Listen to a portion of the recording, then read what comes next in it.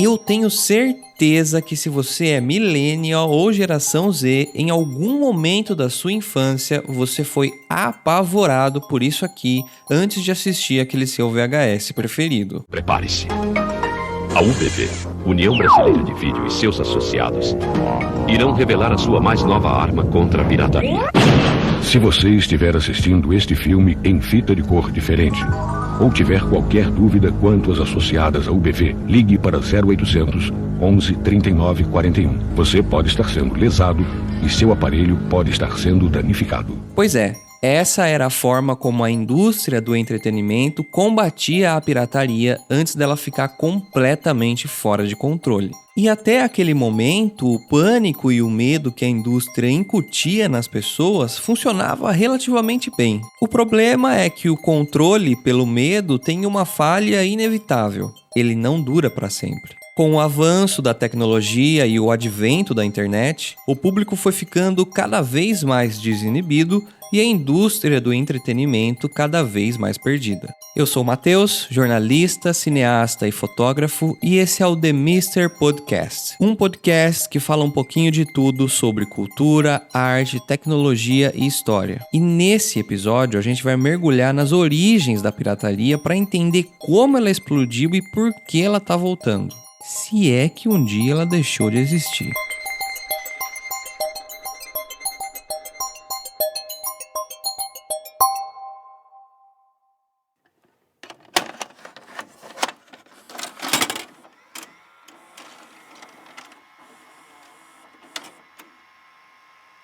Antes da gente mergulhar no passado, é preciso olhar para o presente. A pirataria digital está longe de ser um problema superado e continua crescendo e se adaptando. Com o aumento constante no preço dos jogos e a necessidade em se assinar múltiplas plataformas de streaming para ter acesso a todo o conteúdo de filmes e séries, a pirataria voltou a ganhar força, tornando-se para muitos a única alternativa viável. Um estudo recente publicado na Exame aponta que a fragmentação de conteúdo e o aumento dos preços são os principais motivos para as pessoas cancelarem as suas assinaturas de streaming. O público se sente insatisfeito em ter que pagar por um conteúdo extra ou ter que assinar várias plataformas para ter acesso a tudo que deseja. E é nesse contexto que a frase "prefiro piratear" volta a se tornar comum, mostrando que a pirataria não é só um ato ilegal, mas um sintoma de um ecossistema que não atende às necessidades de seus usuários. Para entender esse cenário, a gente precisa voltar no tempo e analisar a engenharia por trás da pirataria. Aqui a gente vai desvendar as tecnologias e as plataformas que não apenas mudaram a indústria do entretenimento, mas que também remodelaram a forma como consumimos cultura. Para essa análise, a nossa principal fonte é o livro Como a Música Ficou Grátis, de Stephen Witt, que nos dá uma visão detalhada da base técnica da pirataria. E para complementar, a gente também vai usar o documentário Caught in the Web, sobre o King.com, focando em sua visão empreendedora e na forma como ele construiu o Mega Upload.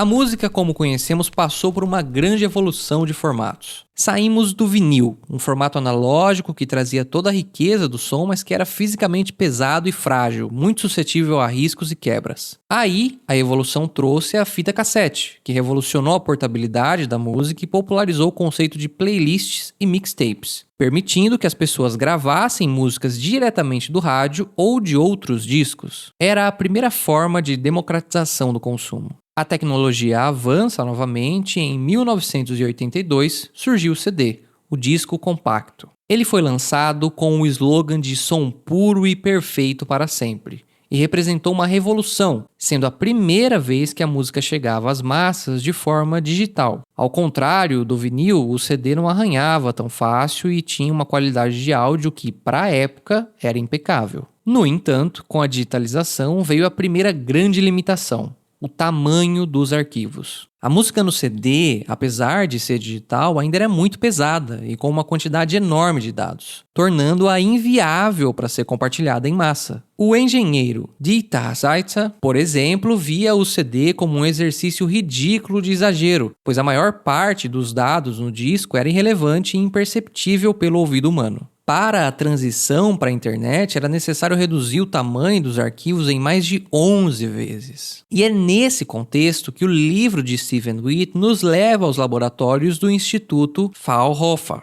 na Alemanha, onde uma equipe de engenheiros liderada por Karl-Heinz Brandenburg trabalhava no desenvolvimento de um formato de áudio. O que eles criaram foi nada mais, nada menos que o famosíssimo MP3, a abreviação para MPEG-1 Audio Layer 3. A grande sacada do MP3 estava na sua tecnologia de compressão. O formato conseguia reduzir drasticamente o tamanho de um arquivo de áudio sem uma perda perceptível de qualidade para o ouvido humano. E o segredo estava em um processo chamado codificação perceptiva, que remove as frequências de som que as pessoas não conseguem ouvir. A taxa de bits, que é o bitrate, era crucial aqui. Uma taxa de 128 kbps ou 128 kilobytes por segundo, por exemplo, reduzia o tamanho de um arquivo de CD em cerca de 11 vezes. A necessidade de criar um arquivo menor era o grande objetivo aqui, já que as velocidades de conexão da época eram muito limitadas. Mas a tecnologia por si só não seria o suficiente para dar início ao movimento pirata. O livro revela um dos pontos mais importantes: o fluxo constante de vazamentos das próprias gravadoras. O sistema de controle de qualidade e produção dos CDs era falho. Os discos muitas vezes eram enviados em massa para diferentes fábricas e estúdios de masterização em diferentes partes do mundo e com pouquíssima segurança. A história de Del Glover, um funcionário de uma fábrica da Universal Music na Carolina do Norte, é a prova disso. Ele tinha acesso a um catálogo imenso de CDs antes do lançamento e passava as cópias digitais para um grupo de piratas que disponibilizava tudo online. Glover começou a trabalhar na fábrica da Polygram em 1994. A partir do ano 2000, ele se tornou o maior responsável por vazamentos de músicas antes do lançamento em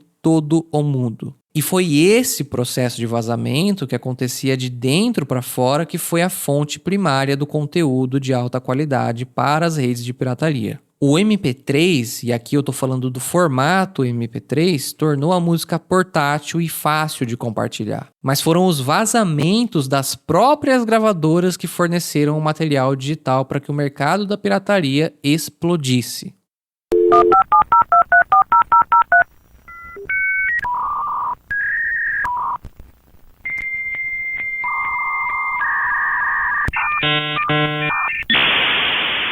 Com o MP3 em cena, o próximo passo foi criar as plataformas para distribuir esses arquivos. E aí a gente entra na era das redes P2P, ou peer-to-peer. Pense na internet como uma grande teia de computadores. Em uma rede tradicional, você baixa algo de um servidor central, mas em uma rede P2P, cada computador conectado é, ao mesmo tempo, um cliente e um servidor. Ou seja, você baixa os arquivos diretamente de outros usuários. O Jurássico Napster foi um dos primeiros a popularizar essa ideia. Embora ele usasse um servidor centralizado para conectar os usuários, os arquivos eram trocados diretamente entre eles. E foi justamente esse o início da revolução do compartilhamento de arquivos. O conceito evoluiu com o BitTorrent, que resolveu o problema do tráfego. Em vez de baixar o arquivo inteiro de uma única fonte, o BitTorrent divide o arquivo em pedaços e baixa cada pedacinho de usuários diferentes ao mesmo tempo. E isso faz com que o download seja muito mais rápido. Um exemplo clássico de um site que faz uso desse tipo de formato é o famosíssimo The Pirate Bay. Hoje em dia, a tecnologia P2P continua super presente e não só na pirataria. Ela é a base de funcionamento de sistemas como o Bitcoin, que usa o P2P para validar e registrar as transações, e de serviços de streaming que utilizam a tecnologia para distribuir o conteúdo de forma mais eficiente. Enquanto o Napster representava a pirataria P2P, a próxima evolução viria de um formato oposto,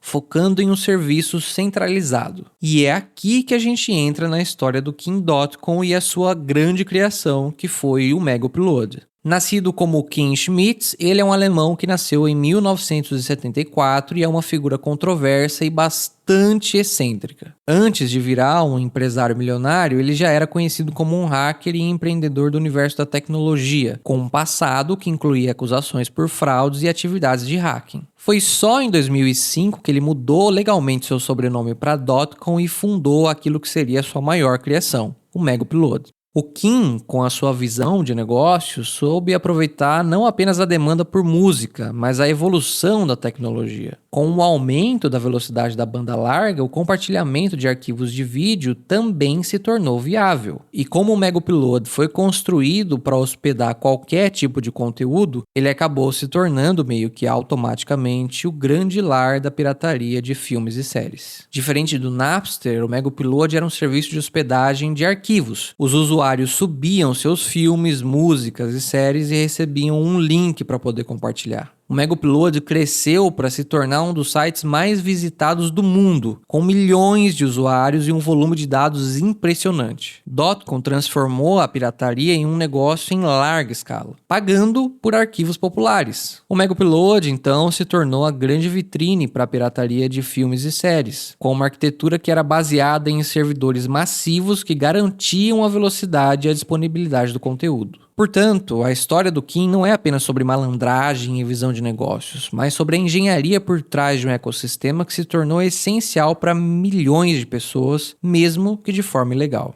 O Congresso americano adiou a votação de 2 projetos de lei anti-pirataria que renderam muito protesto na internet durante essa semana. O maior caso de pirataria na internet já investigado pelo FBI e pela Justiça Americana. Assim está sendo considerado o fechamento do Mega Upload.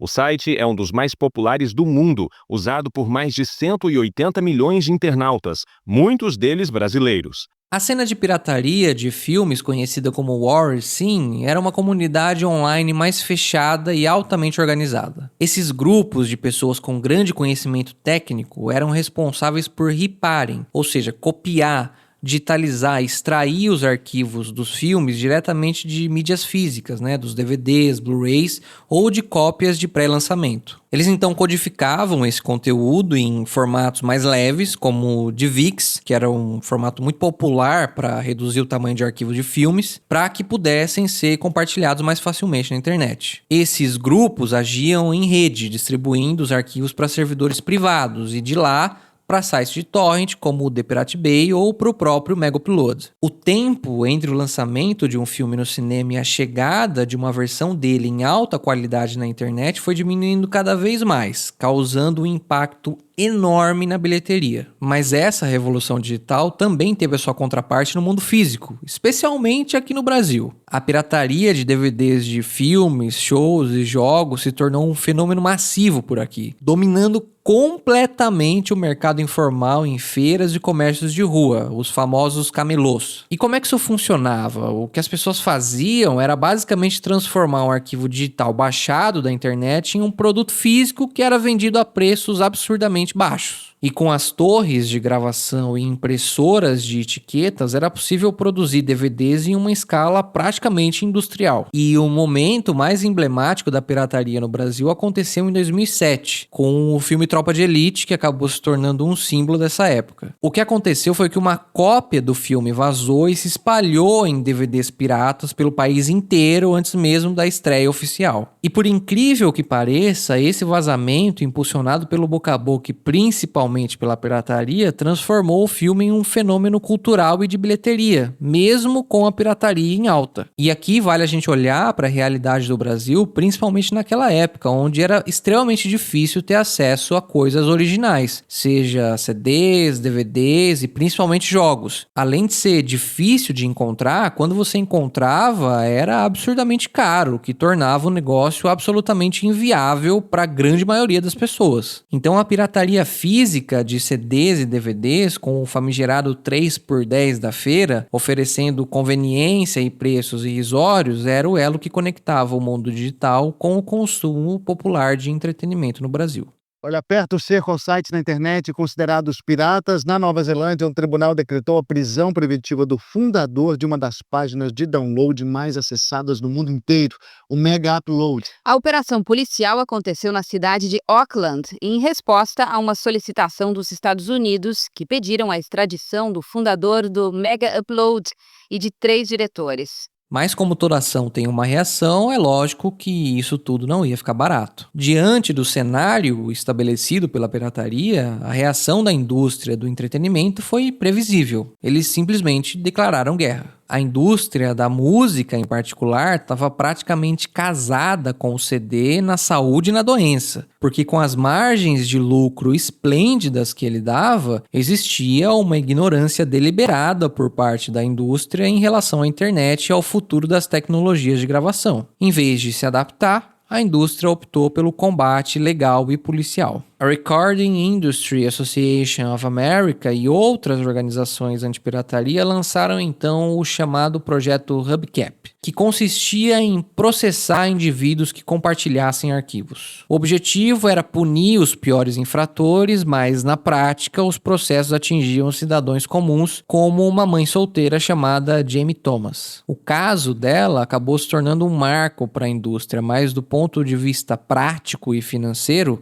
a vitória foi uma farsa. A Jamie, que trabalhava em uma reserva indígena, iria à falência com o julgamento e os advogados da própria indústria admitiam que só receberiam uma pequena fração dos danos. Mas é claro que a indústria não ia parar por aí, então ela começou a recorrer a operações policiais, como a Operação Buccaneer, que resultou em batidas e prisões em diversos países. A mesmíssima estratégia usada na América foi usada também na Suécia, onde os fundadores do The Pirate Bay foram presos, mas apesar disso, o site continuou a crescer, provando que a repressão não era uma solução efetiva. A grande ironia disso tudo é que enquanto a indústria americana processava usuários comuns, ela própria estava envolvida em esquemas de fixação de preços de CDs, que custaram aos consumidores americanos cerca de $500 bilhão entre 1995 e 2000. O paradoxo era gritante. A indústria que reclamava de roubo também praticava atos que prejudicavam diretamente o consumidor. Mas além dos processos e das operações policiais, a indústria também tentou pressionar o Congresso americano para que ele reforçasse a aplicação da lei. Só que, evidentemente, ela enfrentou resistência. Os políticos, que não eram bobos nem nada, sabiam que tomar uma atitude mais efetiva contra o compartilhamento de arquivos poderia custar votos.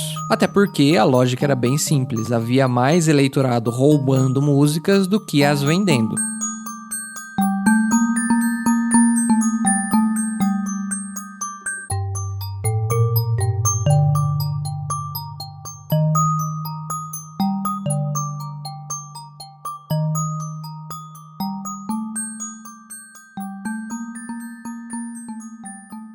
A história da pirataria digital é uma narrativa de engenharia e inovação. A gente começou com a compactação revolucionária promovida pelo MP3, depois passamos pela arquitetura descentralizada do Napster e chegamos à escala gigantesca de um serviço centralizado como o Mega Upload, que expandiu a pirataria para além da música, atingindo a indústria cinematográfica e os games. Cada uma dessas etapas foi crucial para moldar a paisagem digital que a gente conhece hoje. Essa trajetória toda nos leva a uma reflexão mais profunda. A pirataria não é um ato isolado de roubo, é um fenômeno que envolve a indústria do entretenimento com seus modelos de negócio e barreiras de acesso, os criadores de conteúdo que buscam proteger o seu trabalho e o público que busca conveniência, mas muitas vezes se depara com preços e sistemas que tornam o acesso legal inviável. A pirataria se torna, então, para muitos, um dilema entre o que é legal e o que é possível. Acaba sendo um contraponto entre a moralidade de apoiar um criador e a necessidade de consumir algo que de outra forma seria inacessível. E a história nos mostra que a pirataria é mais do que um crime, é um sintoma. E isso levanta um questionamento. Afinal, o problema é a pirataria ou o ecossistema que a torna necessária? Talvez a solução para isso tudo não esteja em combater a pirataria, mas em superá-la. A indústria do entretenimento tem o poder de criar modelos de negócios que ofereçam ao público o que ele realmente quer: conveniência, acesso e preços justos. E a resposta pode vir de vários lugares. Pode ser a unificação de plataformas, assinaturas mais acessíveis ou lançamentos globais simultâneos. Mas o fato é, quando o acesso legal se torna tão fácil e vantajoso quanto a pirataria e as pessoas não precisam mais piratear, elas não têm mais a necessidade de piratear, a batalha é vencida não pela força, mas pela inteligência e pela empatia com o consumidor. E por anos, ou pelo menos pelos últimos anos, a gente chegou a acreditar que isso de fato havia acontecido e que essa batalha havia sido de fato vencida. Com o surgimento dos serviços de streaming, que ofereciam praticidade, com um catálogo vasto e um preço super acessível, parecia que o problema estava finalmente resolvido, mas o tempo mostrou que essa era uma vitória bem frágil. Com a fragmentação dos conteúdos e o aumento dos preços das assinaturas, a própria indústria acabou ressuscitando a sua maior rival. O que antes parecia ser o fim da pirataria se provou apenas uma nova batalha, onde a conveniência e o acesso são mais uma vez o principal campo de disputa.